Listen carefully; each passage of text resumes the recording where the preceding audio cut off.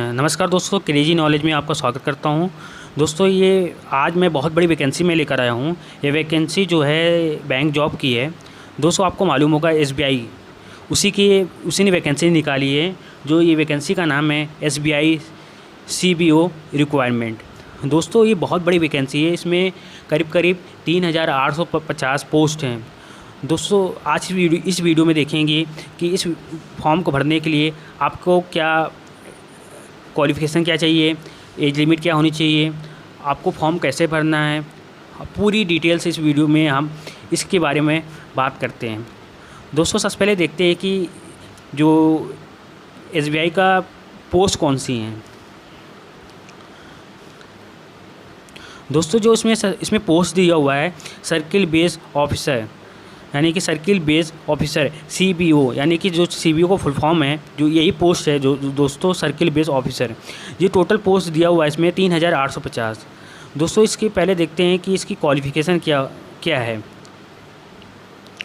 दोस्तों, जो इसकी क्वालिफ़िकेशन है, ये जो इसकी क्वालिफ़िकेशन है, इसमें बैचलर डिग्री होनी चाहिए। किसी भी सब्जेक्ट से कोई दिक्कत नहीं है, खाली आपको बैचलर डिग्री होनी चाहिए। और दोस्तों, आपको लोकल लैंग्वेज, यानी कि आप जहाँ जॉब करेंगे, जहाँ आपको पोस्टिंग चाहिए, यानी कि जैसे आप मध्य प्रदेश में जॉब के लिए अप्लाई मारते हैं तो आपको वहाँ की लोकल लैंग्वेज आनी चाहिए। जैसे आप चंडीगढ़ में या तो कहीं भी जहाँ की जिस स्टेट की पोस्ट निकली हुई है, आपको वहाँ लोकल लैंग्वेज आनी चाहिए। क्योंकि आपको पता ही होगी, जब एसबीआई बैंक में जाते हैं, कस्टमर जाता है तो वो उसे तो सभी कस्टमर को इंग्लिश तो आती नहीं है, इसलिए वहाँ वो लोकल लैंग्वेज बोलता है। इसलिए इसमें दिया हुआ कि आपको लोकल लैंग्वेज, जहाँ जिस स्टेट का फॉर्म भरेंगे उसी स्टेट से रिलेटेड आपको लोकल लैंग्वेज आनी चाहिए। दोस्तों, इसमें कुछ एक्सपीरियंस भी चाहिए होगा, 2 साल का इसमें दिया हुआ है। दोस्तों, जो इसकी एज लिमिट है, ये आपकी मैक्सिमम जो एज है 30 साल, यानी कि आप 30 से नीचे, जिनकी एज 30 से नीचे है वही लोग फॉर्म भर सकते हैं। यानी कि जिसकी एज 30 भी हो और इसके नीचे हो, वही फॉर्म भर सकते हैं। दोस्तों, इसका जो आपकी जन्म तिथि, यानी कि आपको 2 तारीख अगस्त 1990 से पहले आपको पैदा हो, मतलब आपकी जन्म होना चाहिए। और दोस्तों, इसमें जो आपके जो एज रिलैक्सेशन दिया हुआ है, ये as per rule of government दिया हुआ है। इसमें हिसाब से इसमें जो भी आपको एज इसमें रिलैक्सेशन दिया जाएगा, वो गवर्नमेंट रूल के हिसाब से दिया जाएगा। दोस्तों, इसमें आप देख लेते हैं इसमें टोटल कितनी वैकेंसी दी हुई हैं। दोस्तों, इसमें कैटेगरीज वाइज वैकेंसी जो दी हुई हैं, इसमें मध्य प्रदेश जैसे आप देख रहे हैं, इसमें जनरल जो है 129 है, EWS 29 है, यानी कि 29 है, और OBC है 79 है, SC 44 है, जो इसका ST है, यानी कि शेड्यूल्ड ट्राइब, यानी 22 है। टोटल आपकी 296 है। आपको हिसाब से जनरल छत्तीसगढ़ का है 44 है, और आपका EVS जो है 10 है, OBC 28 है, SC 15 है, ST 7 है, टोटल 104 है। ऐसे ही राजस्थान की है 122 जनरल है, और इसका EVS 30 है, और इसका OBC 202 है, SC 112 है, और आपका ST 56 है, टोटल 740 है। दोस्तों, ऐसी वैकेंसी ये दी हुई है।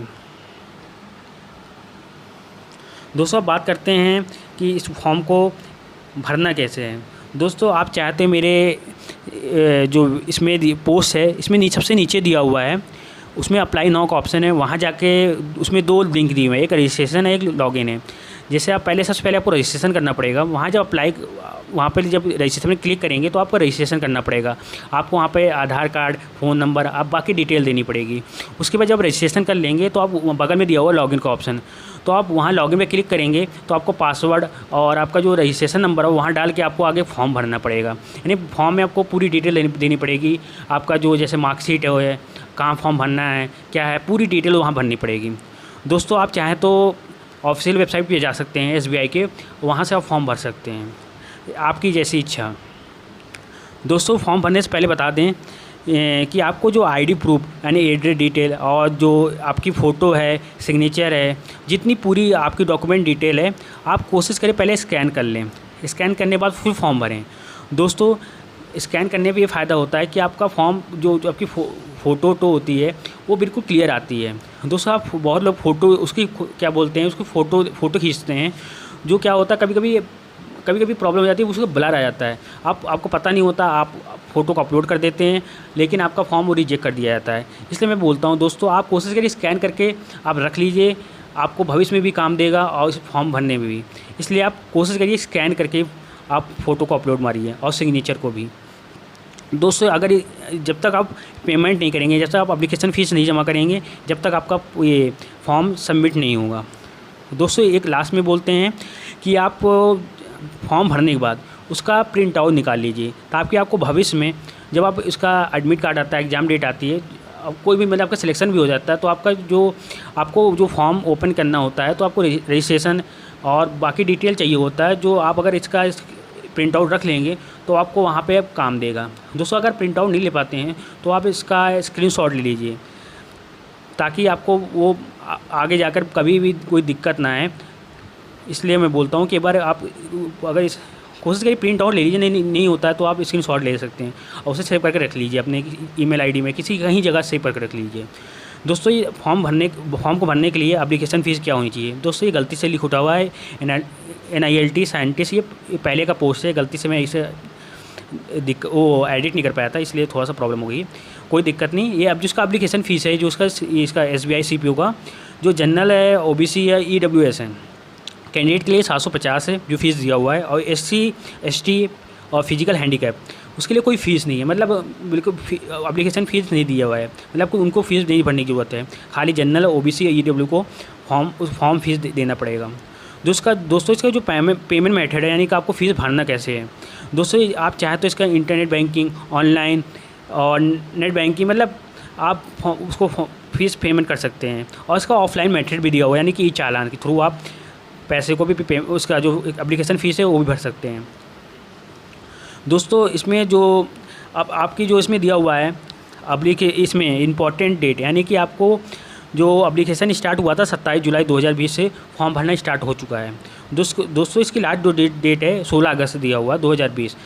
दोस्तों कोशिश करें कि फॉर्म आप 16 अगस्त से पहले भर दें, क्योंकि आपको पता ही होगा कि लास्ट में जब काफ़ी लोग फॉर्म भरते हैं, उससे क्या होता है, बहुत ज़्यादा भीड़ हो जाती है, सर्वर डाउन हो जाता है, लोगों का बहुत जगह फॉर्म भर देते हैं, पेमेंट नहीं होता है, पेमेंट करते हैं पेमेंट अटक जाता है। इसलिए कोशिश करिए कि आप 16 अगस्त से पहले ही फॉर्म भर दें। आपको अगर भरना ही है तो पहले भर दीजिए।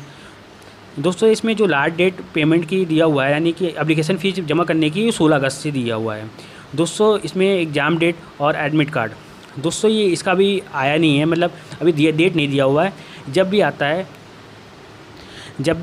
आता है इसका मैं आपको अपडेट देता रहूँगा। इसलिए मेरे चैनल को सब्सक्राइब कर लें, ताकि आपको नोटिफिकेशन मिलती रहे। आप कोशिश करें बेल आइकन दबा दें, ताकि आप जब भी मैं एग्ज़ाम डेट और एडमिट कार्ड आता है तो मैं आपको अपडेट कर दूँ। दोस्तों इसमें कुछ लिंक दिया हुआ है अप्लाई ऑनलाइन, यानी कि आप जब आपको जैसे मैंने बोला था कि नीचे आप एप्लीकेशन ये पोस्ट के नीचे रजिस्ट्रेशन लॉगिन दिया हुआ है। यहाँ पे रजिस्ट्रेशन जब क्लिक करेंगे तो आप यहाँ अपने फॉर्म को, मतलब जो फॉर्म भरना है तो आप यहाँ पे रजिस्टर कर सकते हैं। मतलब पहले आपको रजिस्ट्रेशन करना पड़ेगा। आप यहाँ पे मोबाइल नंबर, आधार कार्ड डालना पड़ता है, उसके बाद रजिस्ट्रेशन होता है, आपको पता ही होगा।